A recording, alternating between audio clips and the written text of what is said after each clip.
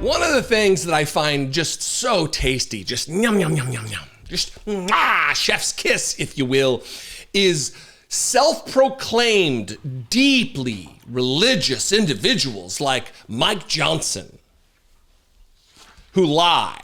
And not only lie, because he lies all the time, but he lies on a holy weekend. He goes on the Sunday shows on Palm Sunday and just flaps his lips, lying after lie, after lie, after lie, after lie. That's what he did. He was asked about Medicaid, and he's doing the thing that Republicans are now constantly doing, talking about fraud, waste, and abuse. But let's hone in on the word fraud. And he's saying that able-bodied, young, mid-20s men are on fraudulently receiving Social Security. And this is why we need to cut Social Security. This is why we need to overhaul the whole thing, because so many 25-year-olds are on it fraudulently that it must be cleaned up. The problem with this is the fact that no fraud cases have been brought. No arrests have been made of these fraud instances that they've identified. He's talking about them as though they're real, as though they've been identified, as though they are facts. Yet, there's no prosecutions going forward. There are no names being named. There have no arrests been made. There are no investigations. It's all lies on one of the holiest weekends in his faith. This deeply religious man, he loves the Jesus, and yet he lies like a filthy fucking liar who lies, who has filthy fucking lies spew out of his filthy fucking lie hole, otherwise known as Mike Johnson's mouth.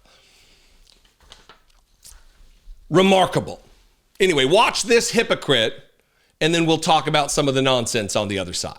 At the same time, we have to root out fraud, waste, and abuse. We have to eliminate people on, for example, on Medicaid who are not actually eligible to be there. Able-bodied workers, for example, young men who should never be on the program at all. When you have people on the program that are draining the resources, it takes it away from the people that are actually needing it the most and are intended to receive it. You're talking about young single mothers, down on their fortunes at a moment. The people with real disabilities, the elderly. And we've got to protect and preserve that program, so we're going to preserve the integrity of it in this process. We have lots of categories of areas where the government is too large, it does too many things, and the DOGE efforts and others have highlighted that for the American people. So in this process, you're going to see in 11 different committees of jurisdiction across the House, members working hand in hand with their sleeves rolled up, working to carve out those inefficiencies. Remember all the talk about no cuts to Social Security. We're not going to cut Social Security. We're not going to cut Medicaid. We're not going to cut Medicare. We're not going to do that during the campaign. And now it's like, no, we have to do it because so many able-bodied, single 25-year-old men are fraudulently on Medicaid. You notice the lies, right? I mean, you're paying attention to the lies that they're telling. This deeply religious character in our political history, Mike Johnson. He's just a fucking liar. He bastardizes his faith that he claims he has. All for the sake of, you get this, the young single mother down on her fortunes in this moment. That's what that money is there for, to help her. It's the same nonsense you hear when people talk about sending money to Ukraine or whatever, and they whine, oh, what about our homeless veterans, they say. All right, great. Let's stand up a program of many billions of dollars to eradicate homelessness among our veterans. Oh, no, we can't do that. That's too expensive. We need it for the farmers. Okay, well, let's do this for the farmers. No, we can't do that. They're just liars. Every single one of them. If you hear someone like this, talking like this, pin them down and ask them, what program do you support? Because this is the only time I've ever heard Mike Johnson talking about a single mother down on her fortunes needing the assistance of the United States government. Normally, it's pull yourself up by your fucking bootstraps, lady. That's what you get from Republicans, unless it's them justifying cuts to another program. This is why we must cut it. He's a liar. Isn't it for you, if you're a Christian out there, Isn't this concerning for you? If you're a Republican Christian out there, doesn't it concern you that this man that you respect is just flapping lies, spewing lies constantly, while being a representative of Jesus Christ? On Palm Sunday. Yeah. Anyway, what do you think? I invite you to this conversation. You can call the voicemail line, 714-576-4054. And of course, as always, you can email me daily@dollemore.com. You can comment below. I would love to see you there. Follow me on social media @Dollemore. Become a channel member. Help support this work. Click the join button. Patreon.com/IDoubtIt All great ways to support. I love and appreciate you very much. I'll see you next time. Be genuine. Take care of one another. Many of you are aware that my dear friend and brother of choice, not of blood, Brett McAfee, suffered a near fatal medical emergency last summer while our families were on vacation in Scotland. I appreciate to no end the outpouring of support for Brett that you all gave.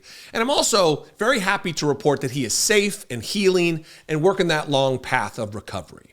What I've probably not told you about Brett is that beyond being an excellent friend, he's also a talented writer.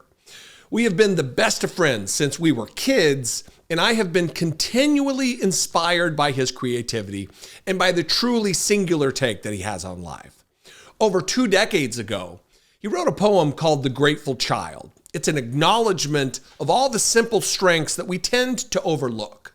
Written from the perspective of a young person, multiple grateful children express gratitude to their parents for the elements that make them who they are. The accounting of these everyday gifts inspires a clear reminder that we should not take anything for granted. I've shared Brett's remarkable poem with numerous people over the years, and a reoccurring response is that this should be a book. Well, we finally decided to listen to those people. The Grateful Child is not only a children's book for adults in your life, it's also an adult's book for children in your life. Everyone will appreciate its straightforward yet elegant celebration of life's little endowments. Click the link below to pre-order now, or simply scan this QR code and order your copy or copies today.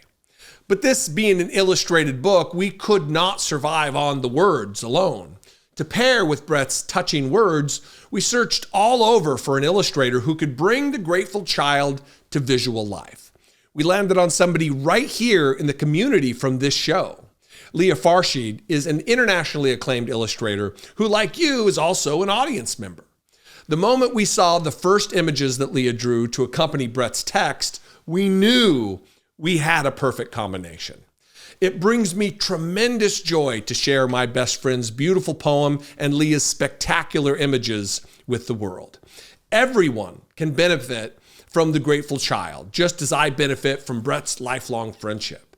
Share this beautiful book with your children. Share it with your parents or other relatives.